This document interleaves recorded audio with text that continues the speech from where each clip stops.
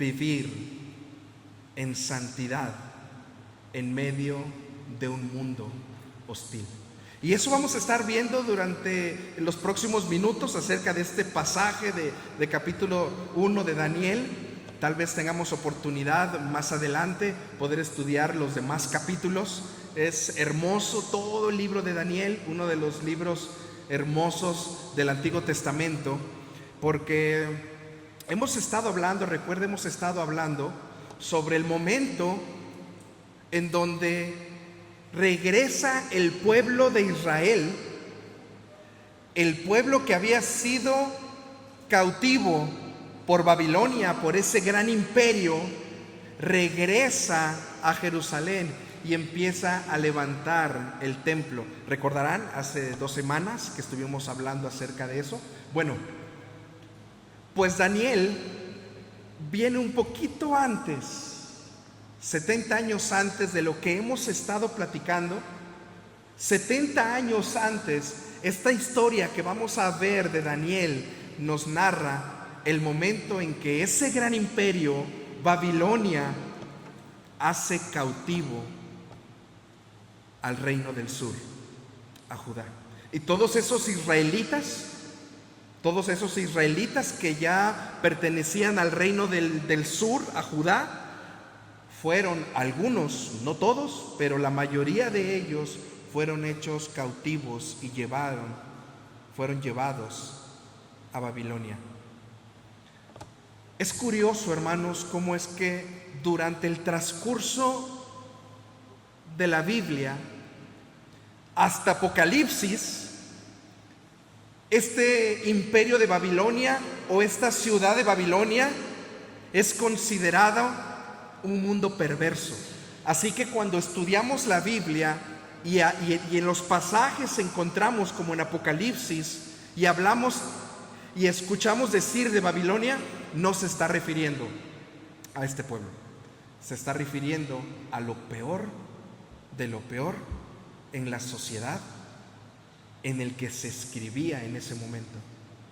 Así es que cuando hablemos de este Babilonia, pensemos un poco sobre nuestro entorno, el mundo hostil, que así como 600 años antes de Cristo, porque este pasaje está en ese tiempo, 600 años antes de Cristo, en el momento en que Judá fue cautivo por Babilonia.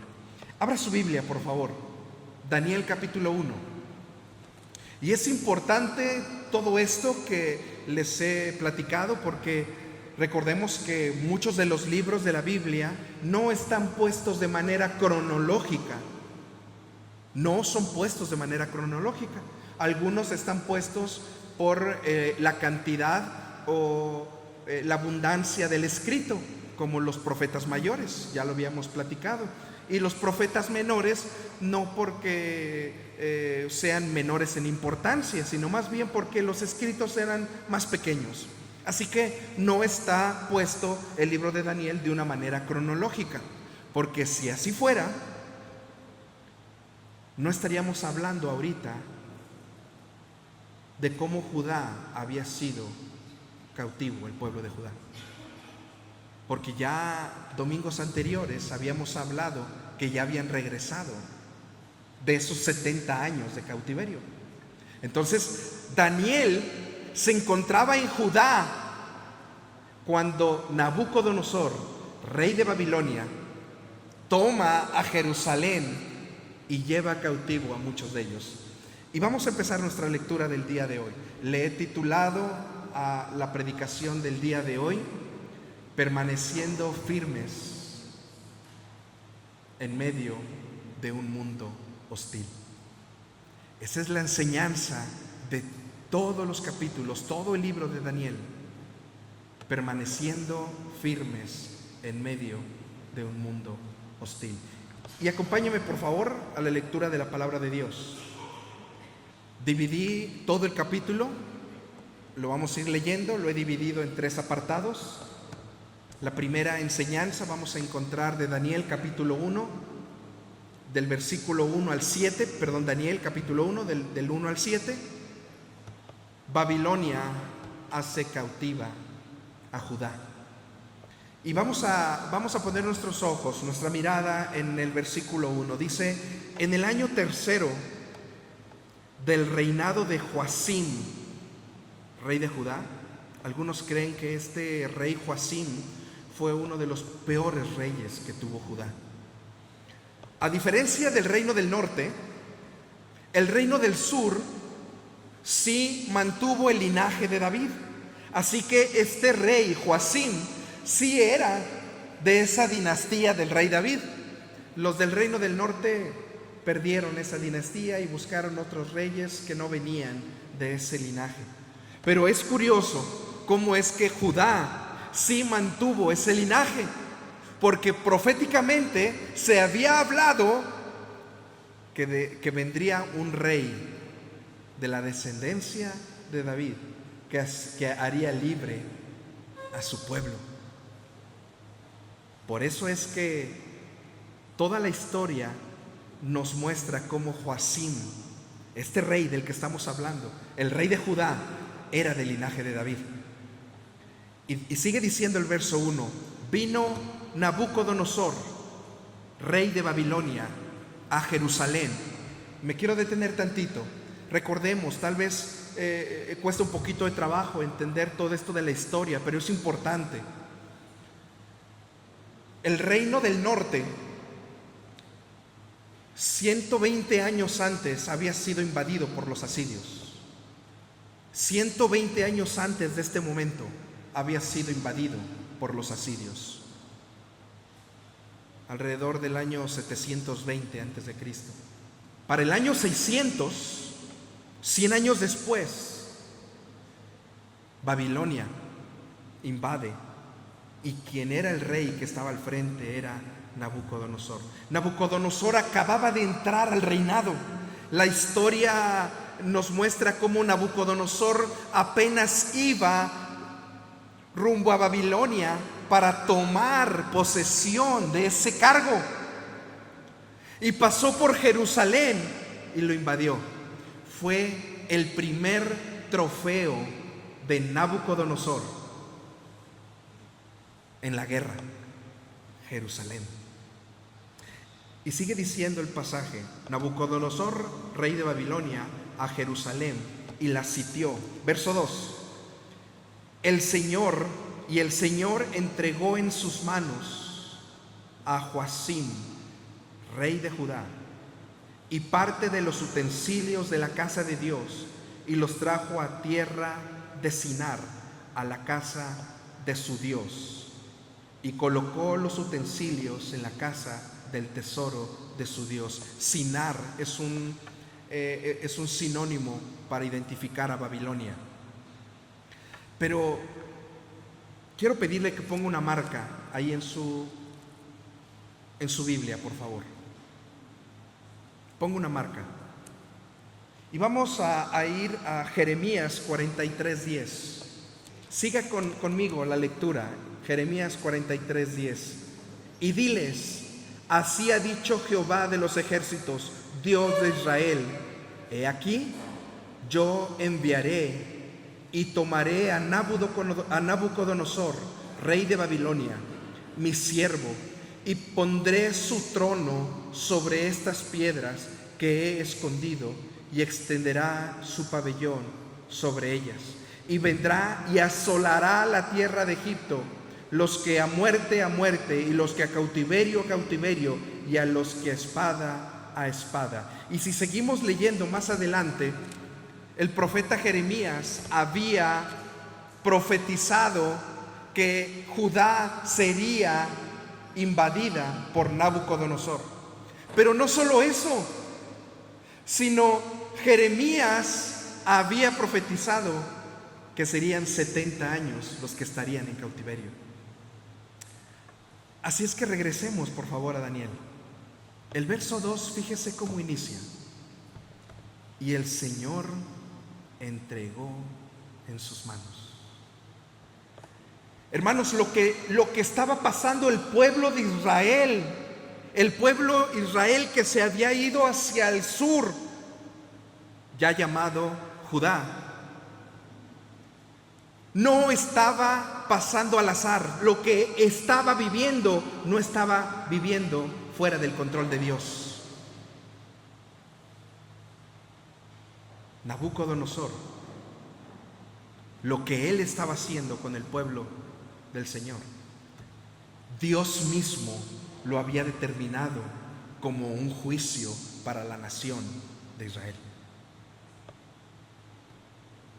Así que cuando leemos y el Señor entregó en sus manos, es como si el Señor tuviera a Judá en sus manos y le dijera a Nabucodonosor: te lo entrego para que lo lleves cautivo.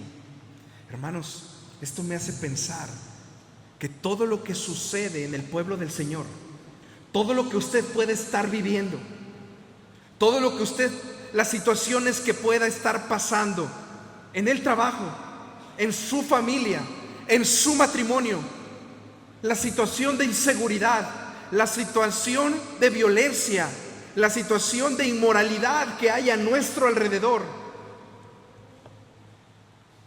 Dios lo tiene en sus manos.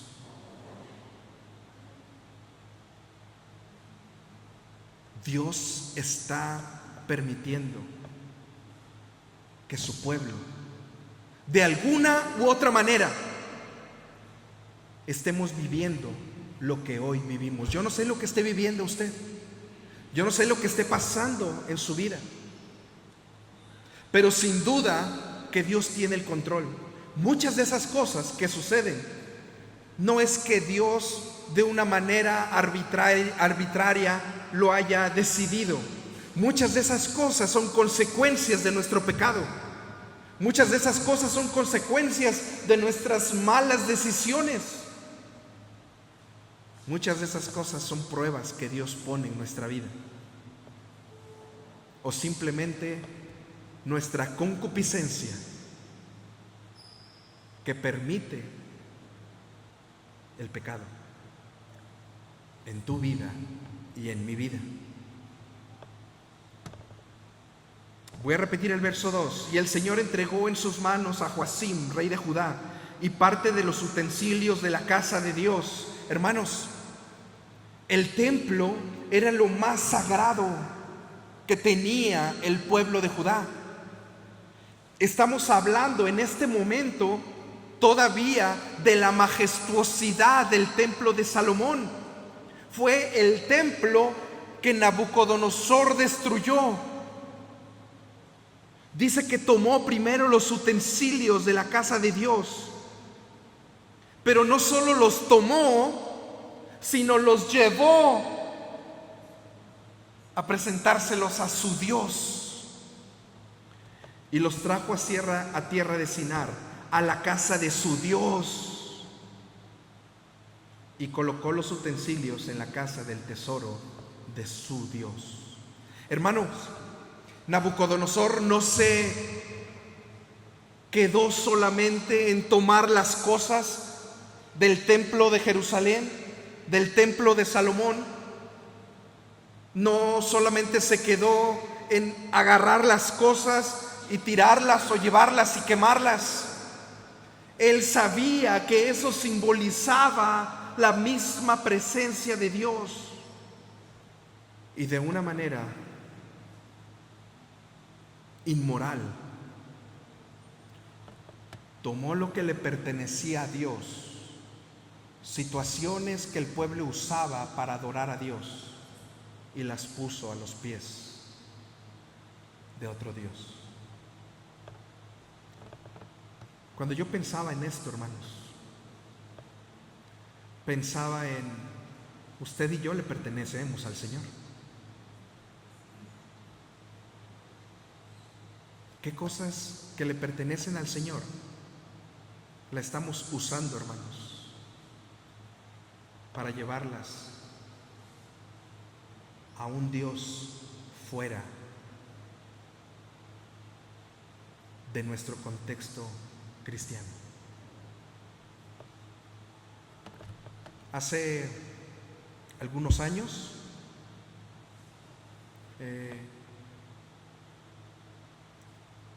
compartía yo en la alabanza de una iglesia. Y yo no estaba de acuerdo que algunos de los jóvenes que tocaban usaran el don que les había dado, el talento que Dios les había dado para tocar y cantar en el mundo.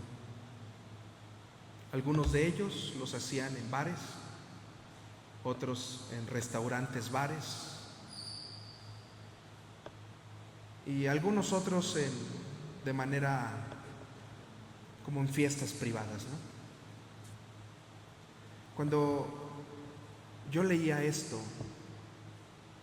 yo pensaba en eso. Pero piense usted un momento, ¿qué le ha dado Dios a usted? ¿Qué dones y talentos le ha dado Dios a usted? Y que tal vez algunos de esos dones y talentos los pueda estar usando en la iglesia, pero también allá en el mundo. Y no estoy hablando de su trabajo.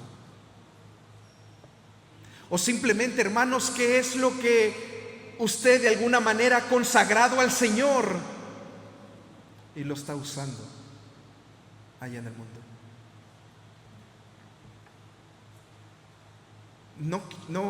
No estoy diciendo, hermanos, lo que estoy a punto de decir, no estoy diciendo que sea un ejemplo, pero quiero poner este piano que está aquí. Hace 6 años el Señor no lo dio. Y yo le dije al Señor, no tocará otra cosa que no sea para alabarte. Esa guitarra que tiene poco menos de 1 año, 6 meses, yo le dije, Señor, yo quiero usar esa guitarra solo para alabarte. Pero también nosotros, hermanos, somos instrumento del Señor, somos propiedad de Él. ¿Qué andamos haciendo en lugares que a Dios no le agrada? Yo no sé si ustedes supieron de la balacera de anoche aquí sobre Huastepec, sobre la avenida Huastepec. Aquí no sé cómo se llama la avenida, creo que es Carretera México Nacional. Hubo una balacera ahí en un bar y había gente. Imagínense, hermanos, que alguno de nosotros de repente va a ese lugar y porque llegó visitas y vámonos y nos toca, hermanos. ¿Qué necesidad tenemos de andar en esos lugares de oscuridad?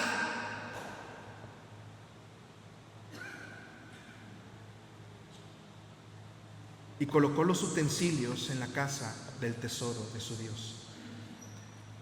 Una de las cosas que busca el enemigo, Satanás, es usar las cosas de Dios, a usted y a mí, lo que Dios usa, usarlo para sus propios fines.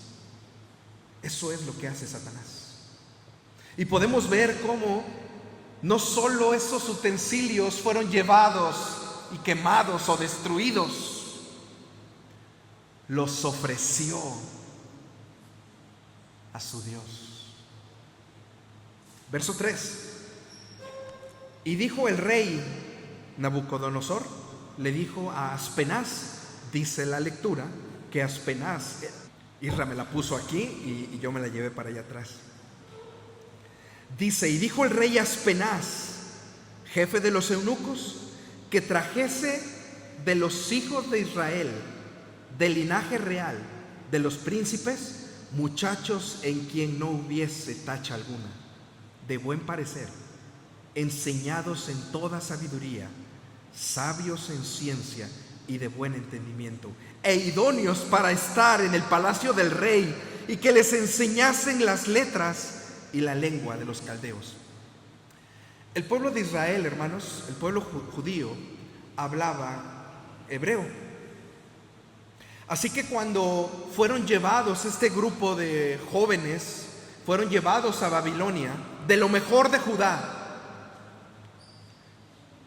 Este hombre, Nabucodonosor, dijo: tráiganme de lo mejor, porque quiero cambiar su pensamiento. Quiero cambiar su forma de hablar. Quiero cambiar su alimentación. La lengua de los caldeos y la lengua babilónica eran dos de esas lenguas que se hablaban en Babilonia. Así que cuando trae estos jóvenes, Nabucodonosor los trae, pidió lo mejor, porque quería cambiar todo lo que ellos habían aprendido.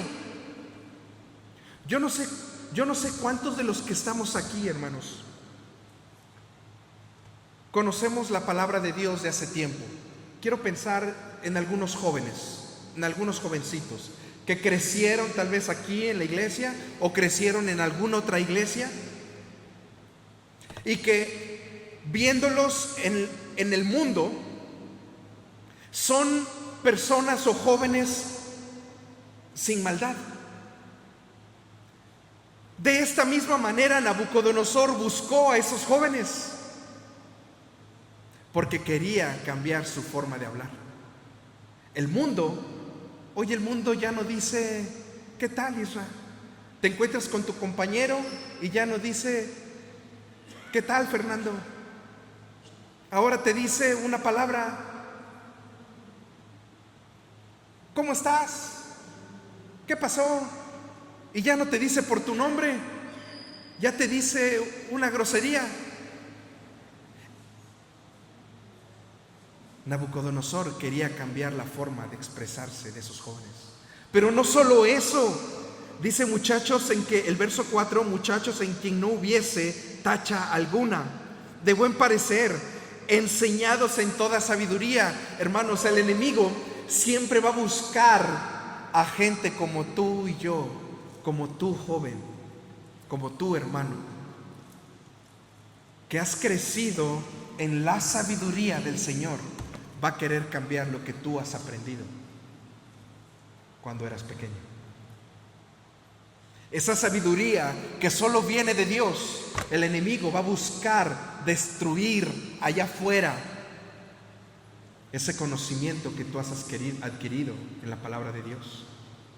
Sabios en ciencia y de buen entendimiento, todavía sigo en el 4, idóneos para estar en el palacio del rey, y que les enseñase las lenguas, las letras y la lengua de los caldeos. Verso 5. Y les señaló el rey ración para cada día, de la provisión de la comida del rey, del vino que él bebía, y que los criase 3 años, para que al fin de ellos, de estos 3 años, se presentasen delante del rey. Así que el rey no solo escogió lo mejor, sino dijo: quiero cambiar toda la mentalidad que ellos traen. Ya no quiero que se acuerden de su Dios, ya no quiero que se acuerden de lo que aprendieron de su Dios, ya no quiero que hablen la lengua que hablan. Es más, cambiaré su alimentación. Hermanos, si vemos de una palabra, de una manera espiritual, este tema, el mundo quiere cambiar nuestra forma de alimentarnos. En lugar de levantarnos temprano y poder estudiar la palabra de Dios, prendemos el celular y ya estamos en TikTok, ya estamos en Facebook, ya estamos a ver quién me escribió durante la noche mientras estaba dormido, a ver quién me escribió, y voy al WhatsApp para ver qué fue lo que me escribieron. Y ya perdimos 1 hora, hermanos, que nos pudimos haber alimentado de la palabra de Dios. Y durante el día, en lugar de ir escuchando alguna predicación en el auto, un canto, vamos escuchando música. No tengo nada en contra de la música secular, pero de repente, hermanos, si no glorifica a Dios y si no trae algo bueno para ti, pues mejor no lo hagas, no lo escuches. El mundo quiere cambiar, hermanos, todo lo que conocemos de Dios. Tal vez lo que hoy aprendas, el día de mañana en tu trabajo, en tu escuela, llegue alguien y te diga que eso que tú vas a hacer a la iglesia y aprender es una mentira. Y si tú te dejas alimentar por eso, a lo largo del tiempo, tú vas a creer que es una mentira.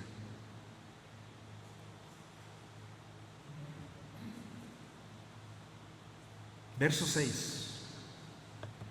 Entre estos estaba Daniel, Ananías, Misael y Azarías, de los hijos de Judá.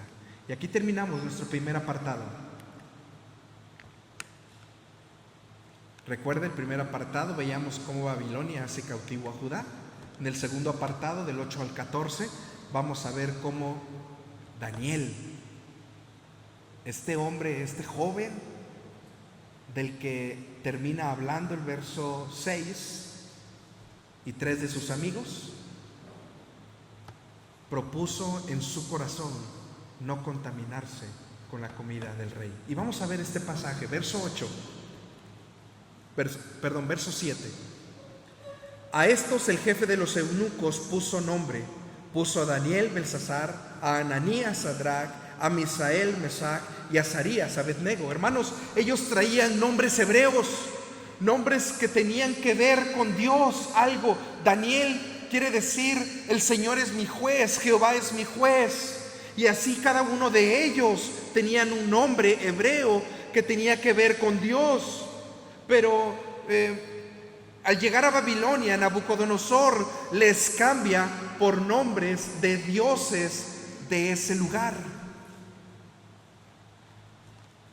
Y el verso 8 inicia diciendo: y Daniel propuso en su corazón no contaminarse con la porción de la comida del rey, ni con el vino que él bebía.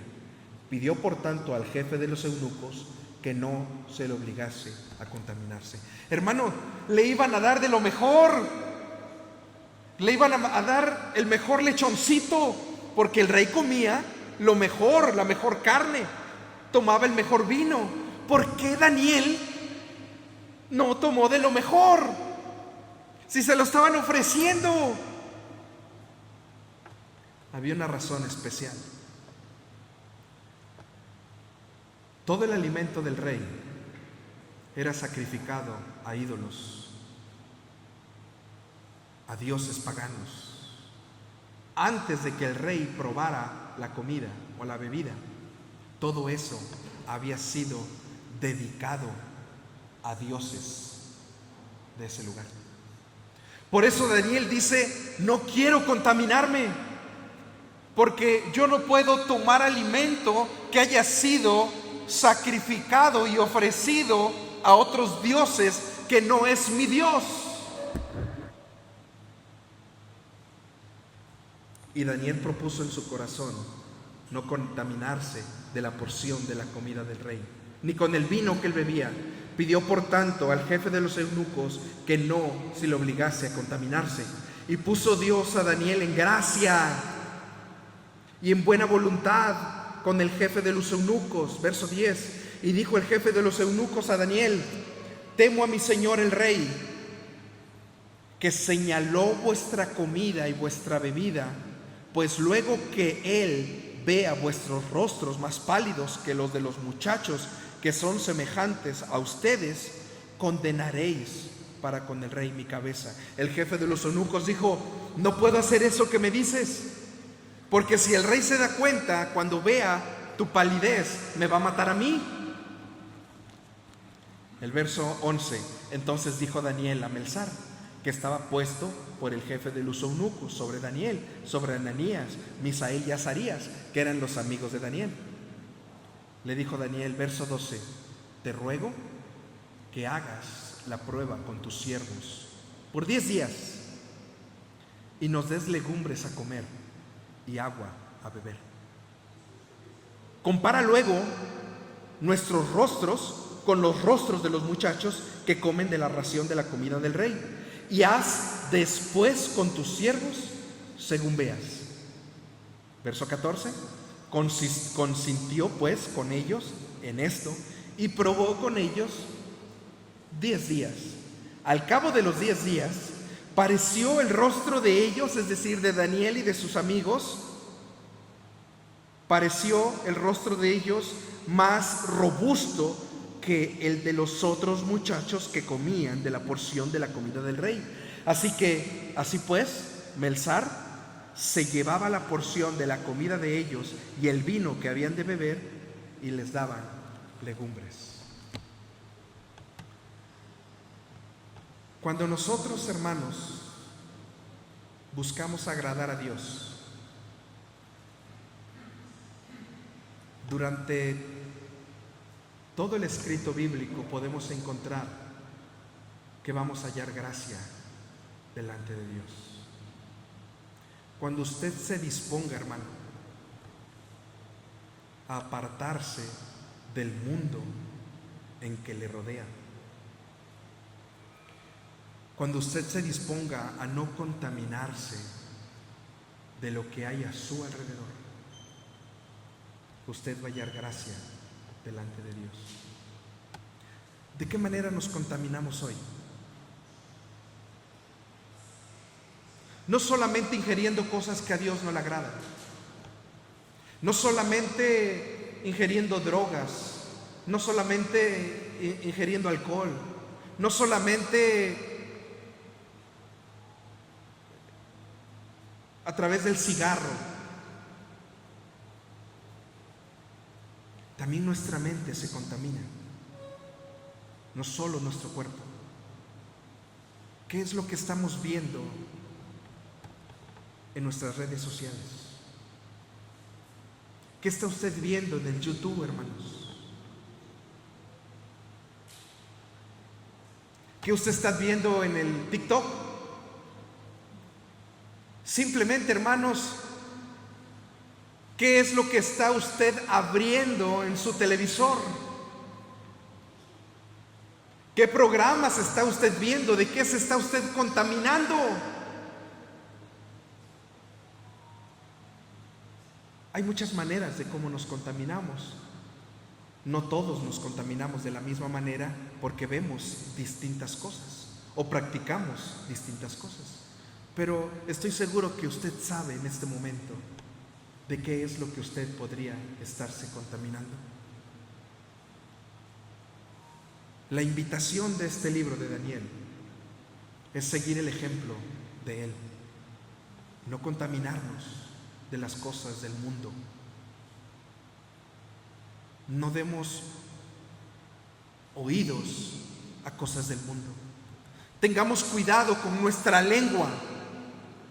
Tengamos cuidado en cómo nos expresamos. Tengamos cuidado en cómo tratamos a la gente que está a nuestro alrededor. Tengamos cuidado hacia dónde me llevan mis pasos. Tengamos cuidado lo que dejamos que nuestros ojos vean. Y cada una de estas cosas que usted seguramente en este momento está considerando, aléjese de eso, hermano. Daniel nos invita a no contaminarnos de las cosas del mundo. Y el último apartado, hermanos,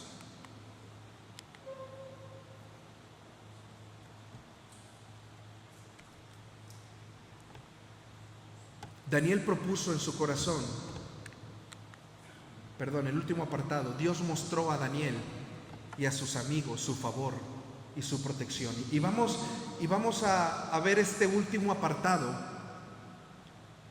explicando, hermanos, qué es lo que Dios permitió en la vida de Daniel cuando Daniel decidió ser fiel al Señor.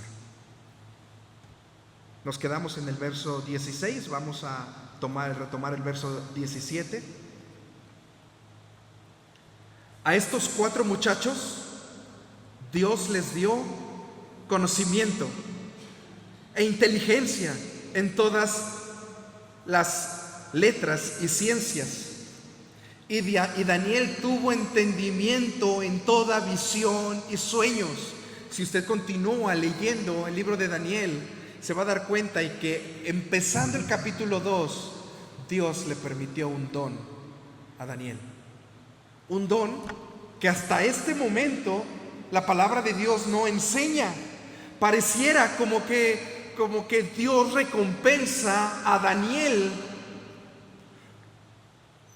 por la fidelidad que había tenido Daniel en medio de este mundo. Y Dios le concede sabiduría y le concede dones a Daniel para poder interpretar sueños. Termina el verso 17, dice: y Daniel tuvo entendimiento en toda visión y sueños. Verso 18: pasados pues 3 años, es decir, los días al fin de los cuales había dicho el rey que los trajesen, el jefe de los eunucos lo trajo delante de Nabucodonosor. Y el rey habló con ellos, y no fueron hallados entre todos ellos otros como Daniel, Ananías, Misael y Azarías. Así pues, estuvieron delante del rey. Antes de concluir con estos últimos 2 versículos, Sadrach, Mesach y Abednego, nombres que se le dieron a estos compañeros de Daniel, nombres caldeos. Más adelante vamos a ver cómo estos 3 jóvenes fueron enviados al horno de fuego. El rey mandó a calentar 7 veces más de lo normal el horno de fuego para que pudieran meter a estos 3 jóvenes. Daniel llegó alrededor de unos 15 años. Sus amigos contaban tal vez alrededor de esos 15 años. 3 años después, ya cerca de los 20, 19, 20 años, estos jóvenes habían decidido ser fieles a su Dios. ¿Sabe la razón por la cual lo metieron al horno de fuego? Porque tomaron la decisión de no arrodillarse ante un ídolo. Ellos solamente iban a adorar al único Dios verdadero.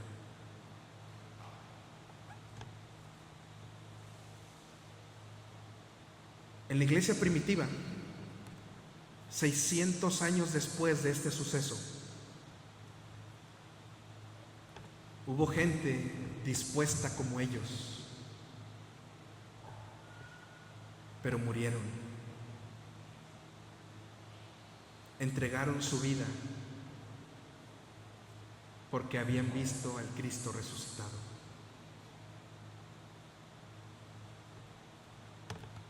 Estos jóvenes se habían quedado con una promesa, la promesa que había hecho Dios a Abraham, a Isaac, a Jacob, de que de él, de Abraham, de Jacob, vendría el Mesías y que haría de ellos una nación grande.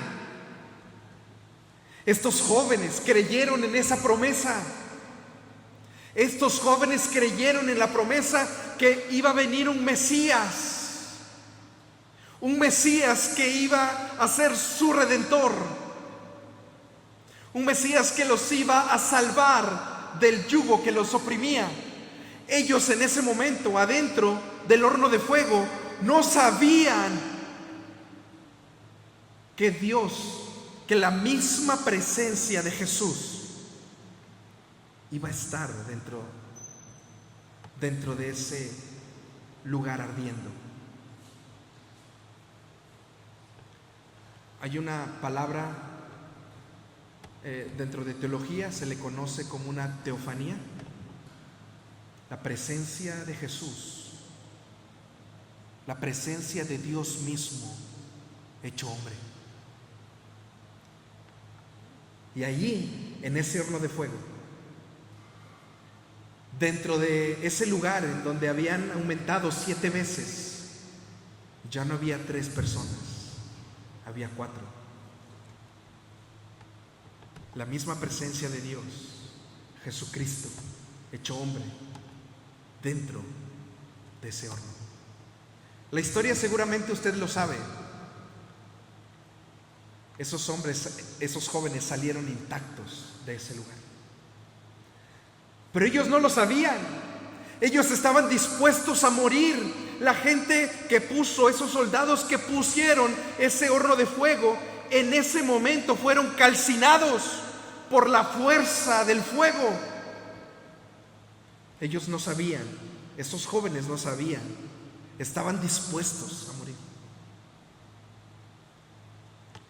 El Señor los rescató por su soberanía, por su providencia. Dios quería mostrar algo y lo hizo.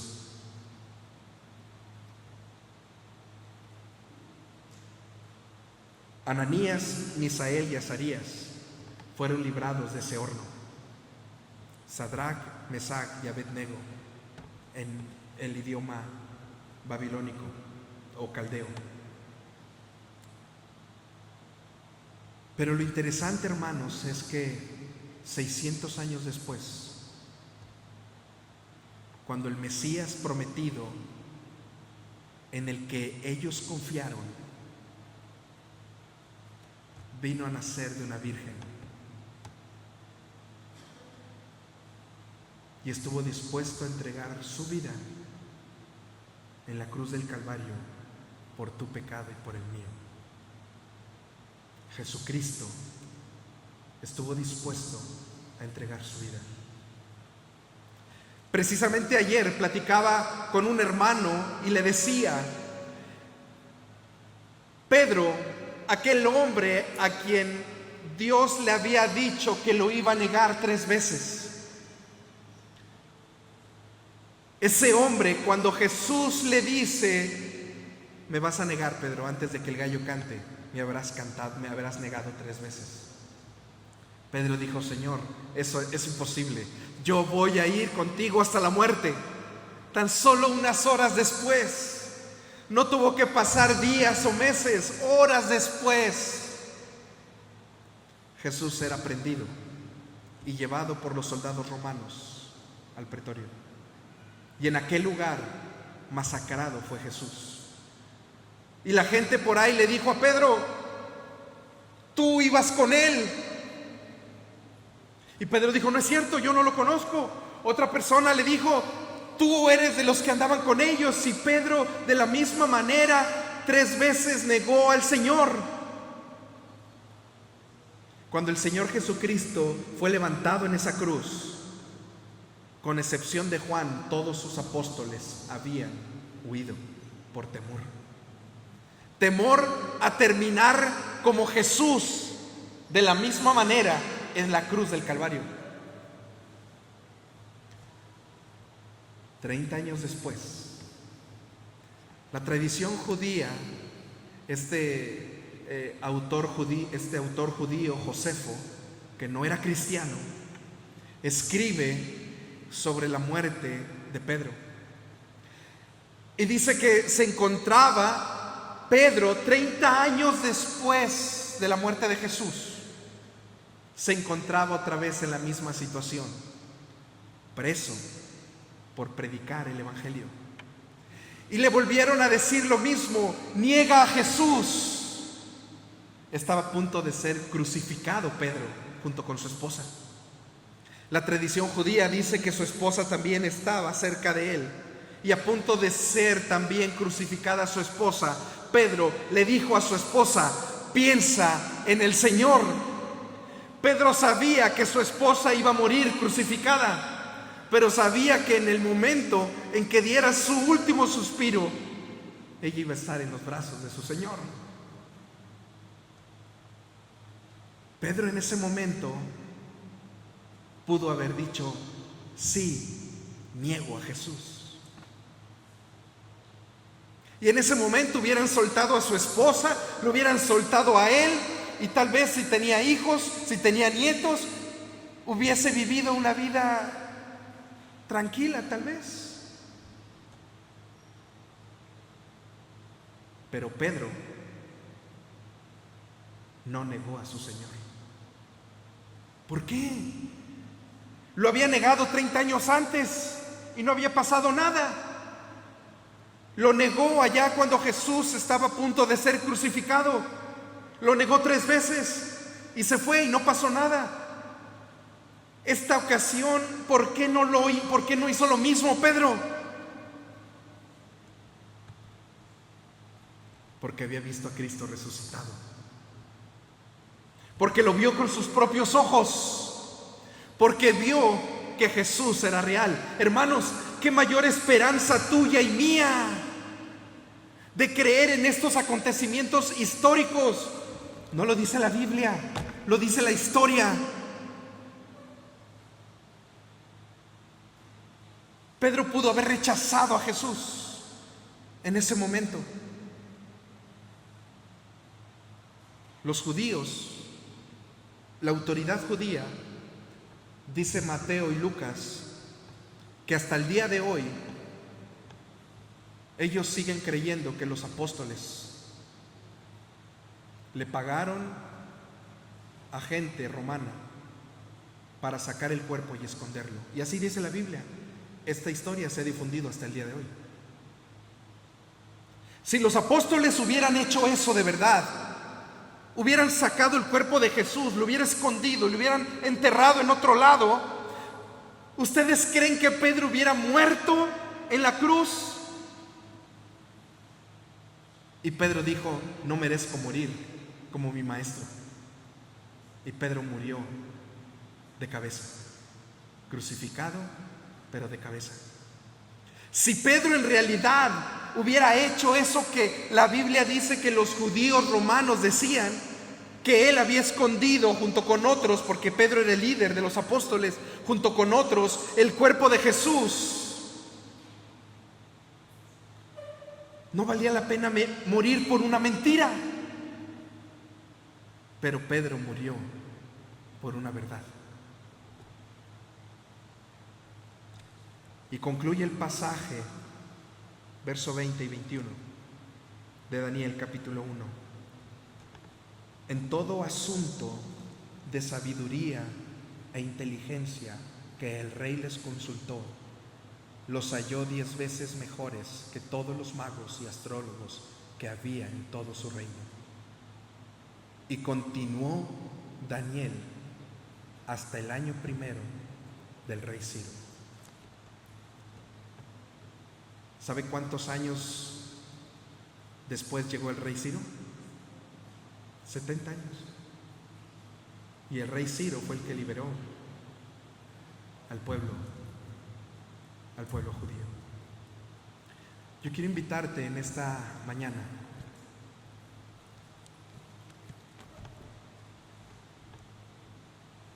Yo no sé qué estés viviendo, qué estés pasando tú.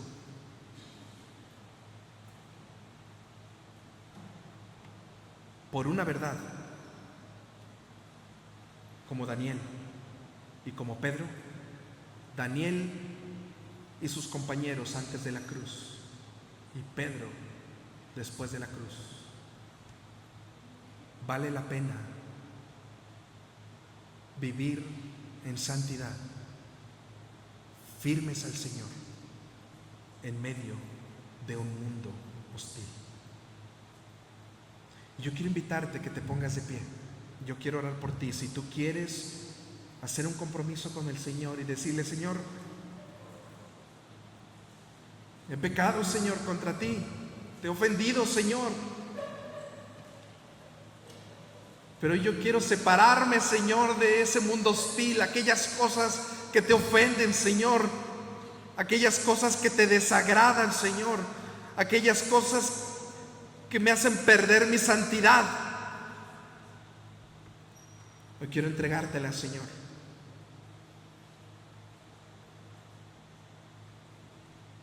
Vale la pena vivir por una verdad, porque bienaventurados son los que no vimos y hemos creído. Bienaventurados somos los que no vimos tu crucifixión, Señor. Bienaventurados somos, Señor, los que no vimos cómo te desgarraron la piel. Bienaventurados somos, Señor, los que no te vimos esos 40 días resucitados, Señor.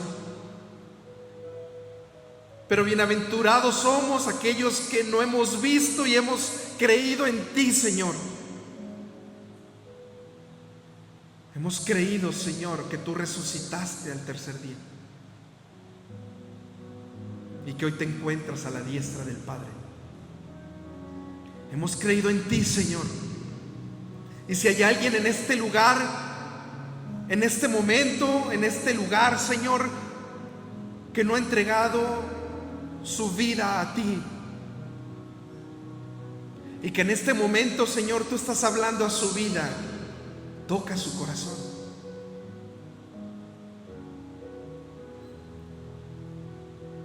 Porque por fe hemos creído, Señor, en Cristo resucitado.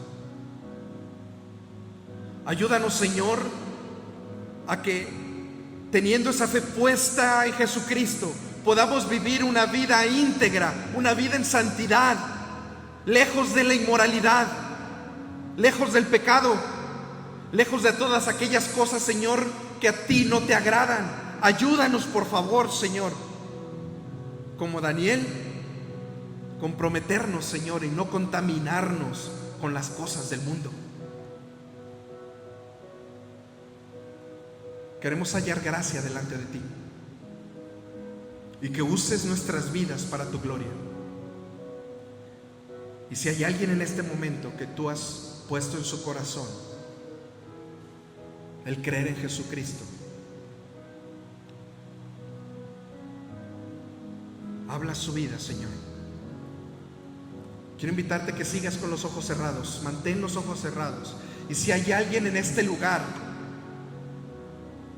que tal vez no creyendo en lo que Jesús hizo en la cruz, el Señor hoy ha tocado tu corazón y hoy tú quieres levantar tu mano y decir: Señor, yo quiero entregar mi vida.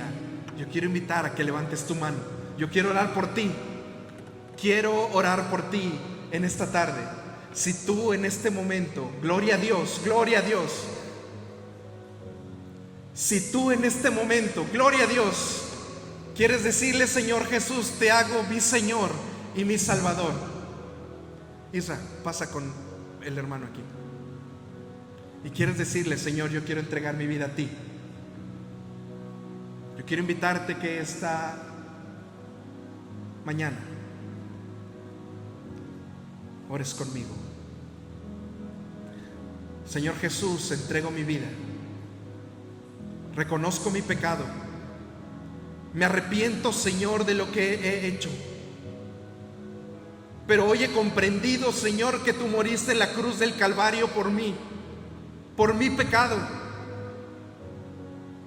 Y que la salvación que tú me regalas nada tiene que ver, Señor, con mis actos.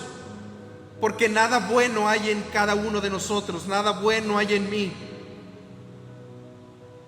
La salvación que me das solamente es por lo que tú hiciste en la cruz del Calvario y por creer en ti.